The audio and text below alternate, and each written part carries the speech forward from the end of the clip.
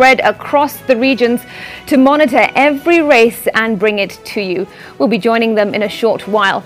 But first, let's start with some new developments in the ongoing national fuel crisis. Monica Juma has given a significant address, and we can now join our business editor, Julian Amboko, live on the ground. He is at the Ministry of Energy headquarters. Julian's good to see you. Some key developments coming out of this fuel crisis that has affected Kenyans countrywide. What were the key points made? Thank you so much, Smriti. So the CS and actually the entire contingent of persons leading the energy institutions in the country have been here giving a very detailed address. So some very quick highlights. Last night we highlighted the fact that in Parliament it was indicated that the state still owed oil marketing companies 14.5 billion shillings worth of arrears, and that was part of the reason why we have shortage in this market presently. So the CS has indicated that as of this morning, the Ministry of Petroleum did receive 14.5 billion shillings from the Treasury, and it should be settling that by tomorrow or start next week. The CS has indicated further that the government is revisiting the oil importation quotas. Maybe let me just explain that. So we use the open tender system for getting oil into Kenya, and oil marketing companies are assigned various quotas depending on their footprint across the country. So depending on how their stock levels are right now and what investigations by the market regulator, that's EPRA, identifies in terms of hoarding, the government intends to rework that and see that those who have been deemed to be cooperative, quote unquote, will receive a higher import quota. Those who have been hoarding product will have their quotas reduced. So that is one of the sanction measures being taken by the government in light of the present situation.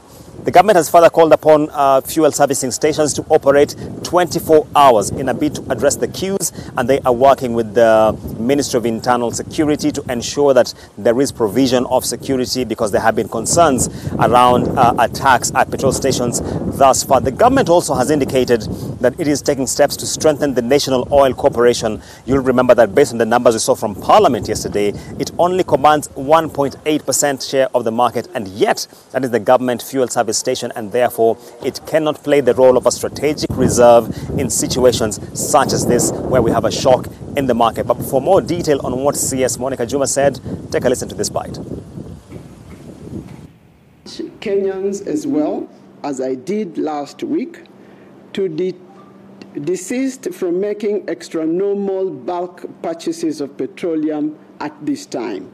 Let us await for the system to recalibrate and to normalize, since that increased demand creates a false constraint on the infrastructure, and it leads to disruptions.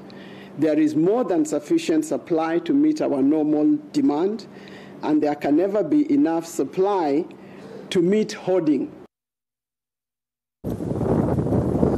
So that's just a snippet of what the acting petroleum CS, Dr. Monica Juma, was saying this morning into the afternoon. We shall be giving you a very comprehensive lowdown in both our 7 and 9 p.m. bulletins. So stay tuned to NTV. Back to you, Smriti. Julian, thanks. Just a couple of burning questions that I'm sure many people have.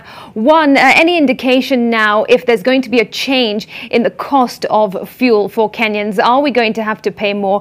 Anything on that? And also, when now will we see those queues at petrol stations easing?